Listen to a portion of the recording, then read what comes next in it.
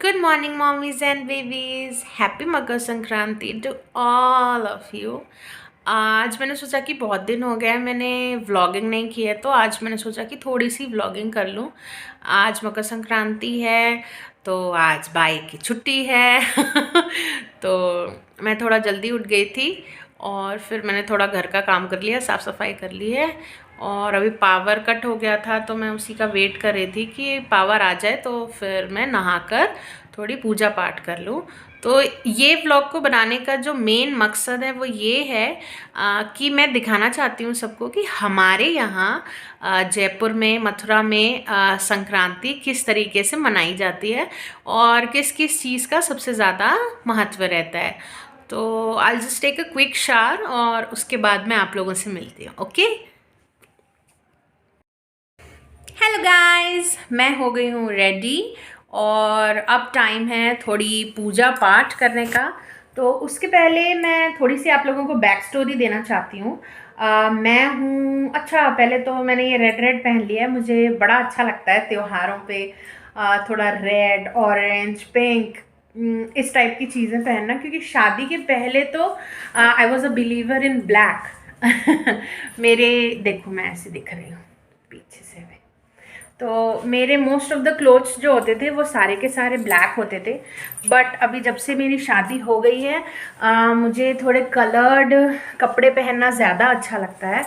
तो मैं जनरली ऐसा ही कुछ जब भी कोई भी फेस्टिवल होता है तो जनरली मैं कोई बहुत अच्छा वाइब्रेंट सा कलर पहनना पसंद करती हूँ। आज जैसे कि आप देख सकते हो मैंने पहनी है ये रेड रेड साड़ी, बहुत ही सिंपल साड़ी है, बॉर्डर वाली and very easy to carry. तो मैं आप लोगों को थोड़ी बैक स्टोरी देना चाहती थी, है ना। तो आई एम फ्रॉम यूपी, जैसा कि आप अभी तक जान गए होंगे। मैं यूपी से हूँ। तो हमारे यहाँ ये जो मकर संक्रांति का त्यौहार है ना, इसको हम खिचड़ी के नाम से बुलाते हैं। और इस दिन जनरली जो नया अनाज आता है उसकी खिचड़ी बनाई जाती, बेसिकली इसका नाम ही खिचड़ी है। तो इस दिन जनरली हर घर में आपको खिचड़ी देखने को मिलेगी। और हमारे पास आए हैं छोटे छे कृष्णा जी। हाय, से हाय, से हाय तो मकर संक्रांति को हमारे यहाँ ना खिचड़ी कहते हैं। तो उस दिन खिचड़ी बनाया जाता है और जो भी दान वगैरह देना होता है, हम सबसे पहले सुबह उठ के सूरज के उगने से पहले, ऐसा बोला जाता है, उठते हैं। बचपन में शायद उठते भी हों, लेकिन अब तो पॉसिबल नहीं है, क्योंकि जनरली क्या होता है ना, सर्दियों में यूपी साइड में थोड़ा सूर्य भगवान भी थोड़े देर से उदय होते हैं, तो वहाँ पे बन जाता है। बट मेरे लिए तो पॉसिबल नहीं है, तो मैं ये चीज़ को थोड़ा स्किप कर देती हूँ। बट जितने जल्दी हो सके नहा के। और हमारे घर का क्या ट्रेडिशन था कि मम्मी शुरू सुबह से ना एक एक कटोरे में पूरा बहुत बड़ा कटोरा होता था, एक बहुत बड़ा सा कटोरा है ना, उस कटोरे में पूरे भर के चावल, तिल और काली वाली जो दाल होती है और कुछ पैसे, ये रखे होते थे। तो जैसे ही हम नहा कर आते थे सबसे पहले हमें दोनों हाथों से इसको छूना होता था, सूरज भगवान को प्रणाम करना होता था, और फिर उसके बाद अपने बड़ों के पैर वैर छूकर, और फिर तिल और जो गजक होती थी, या फिर जो, क्या कह रहे हो आप, बोलो हैप्पी हैप्पी मकर मकर संक्रांति। संक्रांति। वेरी गुड तो हम वो छू लेते थे। और फिर उसके बाद जो भी तिल के लड्डू और जो भी पीनट की जो चिक्की वगैरह होती थी वो सब हम खाते थे। और इस दिन चूड़ा और दही खाना बहुत ज़रूरी होता है, क्योंकि चूड़ा नया कुट के आया होता है, जो पोहा होता है। हाँ, चूड़ा कुट के आया होता है नया। तो जो नया चूड़ा कुट के आया होता है ना, हम लोग जनरली किसान हैं, तो जो नया चूड़ा या जो पोहा आप कहते हैं वो कुट के नया आया होता है, तो उसमें दही मिलाकर हम जनरली खाते हैं शुभ के लिए, है ना। तो ये होता था हमारे घर पे। और फिर जितने भी लोग होते थे सब ऐसे अपने अपने हिस्से का टच कर करके, और फिर सबको फिर फाइनली मिला के 5 चीज़ों का ध्यान किसी भी पंडित वगैरह को कर दिया जाता था, है ना। तो जैसे कि मम्मा देती थी चावल, आलू, पैसे, 3 चीज़, एक हो जाती थी आपकी ब्लैक वाली दाल और एक हो जाता था तिल। हाँ, इतने चीज़ों का दान या कपड़े भी आप दे सकते थे। तो depending upon, please ignore the background noise, मेरा बच्चा है तो इतने चीज़ों का दान किया जाता था, है ना। लेकिन जब से मेरी शादी जयपुर में हुई है तो यहाँ पे मैंने एक बहुत अच्छी चीज़ देखी है कि यहाँ पे लोग ना 14 चीज़ों का दान करते हैं।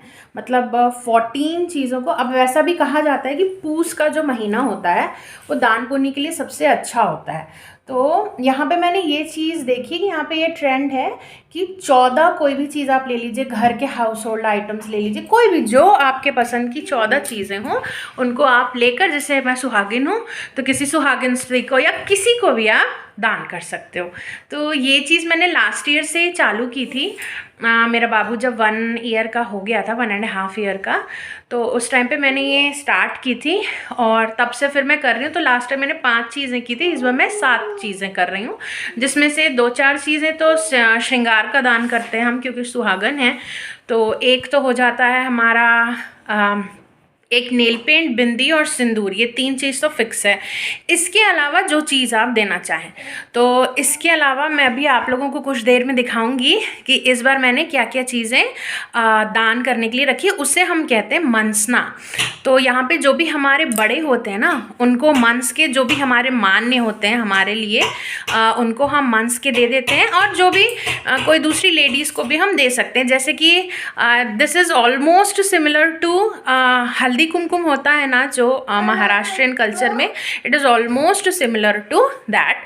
तो मैंने 7 चीज़ें हैं जो 14 हैं और वो मैं 14 अलग लोगों को 7 चीज़ों का सेट बनाकर दूंगी। तो ऐसा कोई ज़रूरी नहीं है कि आपको 7-5 ऐसे ही देना है। बहुत सारे लोग एक चीज़ भी देते हैं, सिर्फ सिंदूर दे देते हैं या सिर्फ बिंदी दे देते हैं या सिर्फ एक छोटी डब्बी दे देते हैं। कोई भी जो कंटेनर होता है अपना किचन का, कोई भी जो भी चीज़ आप देना चाहें इस दिन आप दान कर सकते हैं। और लास्ट ईयर से मैंने एक चीज़ और स्टार्ट की है कि किशु के जो बराबर वेट होता है, मतलब जितने भी वज़न का किशु होता है उतने बराबर वज़न, हाँ बेबी, उतने बराबर वज़न का अनाज मैं पंडित को दान करती हूँ। तो ऐसा कहा जाता है कि इससे राहु कटता है। तो अगर आपका बच्चा भी बार बार बीमार हो रहा है या कोई ऐसी चीज़ है वो बार बार उसको चोट लग रही है या कुछ ऐसा, तो ये जनरली ऐसा बोला जाता है कि राहु के कारण होता है। Being a Pandit I believe in all this, क्योंकि बचपन से हम इसी चीज़ को देखकर बड़े हुए हैं, तो ये चीज़ें हमारे दिमाग में घर करी हुई हैं। तो मैं वो चीज़ करती हूँ पिछले साल से, क्योंकि पिछले साल किशु की तबीयत हर थोड़े दिन में ख़राब हो जाती थी। तो ऐसा नहीं है कि हम डॉक्टर को नहीं दिखाते हैं, डॉक्टर को दिखाने के अलावा एक ये मेरे पंडित जी ने मुझे बताया था, तो मैंने सोचा आप लोगों के साथ शेयर कर लूँ कि आप अपने बच्चे के वज़न के बराबर अनाज को दान कर सकते हैं किसी भी पंडित को। उसके ऊपर से आप 7 बार उसको फेर लीजिए या उसका हाथ लगवा कर आप पंडित जी को दे सकते हैं, तो उससे राहु शांत होता है। तो अब मैं कर लेती हूँ फटाफट से थोड़ी सी पूजा, मनसा पूजी में कर लेती हूँ और फिर मैं आप लोगों को दिखाऊंगी कि मैं उसी में दिखा दूँगी वीडियो में, क्योंकि बहुत सारे लोगों के यहाँ अलग अलग तरीके से मकर संक्रांति बनाई जाती है। तो आप प्लीज़ नीचे कमेंट सेक्शन में कमेंट करके बताइए कि आपके यहाँ मकर संक्रांति में और क्या होता है। और हाँ, एक चीज़ मैं भूल गई थी, जब से मैं जयपुर आई हूँ यहाँ पर भाई साहब जो पतंगे उड़ाते हैं 11 या 12 तारीख से ही स्टार्ट हो जाती है पतंगे उड़ाना। और जो यहाँ कंपटीशन होता है बेबी, जो यहाँ कंपटीशन होता है पतंगे उड़ाने का, मुझे तो बहुत ही बुरी आती है। मतलब कोई उड़ा रहा है तो बस मैं पकड़ सकती हूँ पेच वेच लड़ाने मुझे। तो ये चीज़ यहाँ पे बहुत अच्छी है कि अगर जब भी कितने भी बजे आप छत पे जाकर देखो, स्पेशली अगर आप ओल्ड सिटी साइड जाओ, वॉल सिटी साइड जाओ, जो बड़ी चौपड़ छोटी चौपड़ है या जो पुरानी बसाहट जहाँ पे है, वहाँ पे आपको ये चीज़ इतनी अच्छी, जैसे अभी हम तो नए एरिया में हैं तो यहाँ पे क्या फ्लैट्स ज़्यादा हैं, लेकिन जिस एरिया में मतलब पुरानी बसाहट ज़्यादा है ना, वहाँ पे आपको ये चीज़ इतनी अच्छी देखने को मिलेगी कि आपको बस मज़ा ही आ जाएगा। आपको ऐसा लगेगा कि हाँ देखते रहो आसमान में, इतनी सारी पतंगे रहती हैं और that is very soothing and that is the beauty of Jaipur in this Makar Sankranti. तो आई विश आप सभी लोगों की भी मकर संक्रांति बहुत अच्छी जाए और ये पूरा साल बहुत अच्छा जाए। आपका घर धन धान्य से भरा रहे, आपके घर में सुख और समृद्धि का वास हो, सभी लोग स्वस्थ रहें, खुश रहें और आगे बढ़ते रहें। हाँ जी, तो एज़ प्रॉमिस्ड मैं आप लोग को दिखा रही हूँ जो दान का सामान है। एक तो है ये आसन, है ना, ये देखो, ये एक ऐसा पूजा का आसन है ये, ठीक। इसके बाद मैंने ये एक ऐसी कंटेनर है, कुछ भी, इस कंटेनर को मैं दूंगी। तो ये भी हैं 14। तो ये हो गया मेरा पहला सामान, ये हो गया मेरा दूसरा सामान। फिर एक मैंने दिया है ये देखो, मैं आपको दिखाती हूँ। देखो, इसमें आप भगवान के लिए हल्दी कुमकुम रख सकते हो, है ना। तो एक तो ये है, ठीक है। फिर एक ये सुहाग का सामान है। सुहागन औरतों को ज़रूर इसका दान करना चाहिए। बिंदी, सिंदूर, नेल पेंट और एक इस बार मैंने ये साड़ी पिन भी दे दिया है। तो टोटल मिला के ये 1 2 3 4 5 6 एंड 7। तो इन 7 चीज़ों का मैं 14 लोगों को दान करूँगी।